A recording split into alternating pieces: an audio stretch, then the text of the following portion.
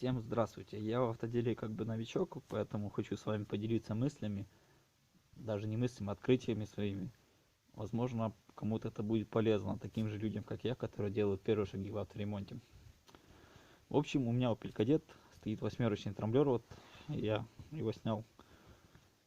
Не заводилась машина.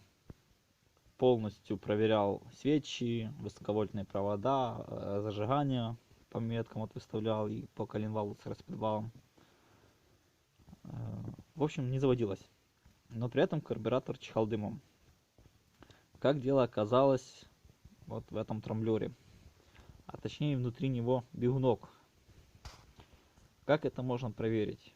Снимаете заднюю крышку трамблера в установленном автомобиле, то есть трамблер должен быть установлен, и проверяйте вот этот вот бегунок. Если при установленном трамблере бегунок проворачивается уже вот так вот много, полностью проворачивается, значит внутри него сломался язычок, который фиксируется в этом пазе. Стоит он на данный момент 30 гривен, по крайней мере у меня в городе. Заменять его в общем несложно.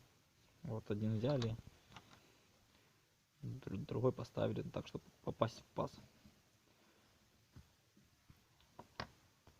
Долго я искал, почему не заводилось. Как оказалось, дело в этом друге. Может, кому-то это было полезно. Ну, всем спасибо.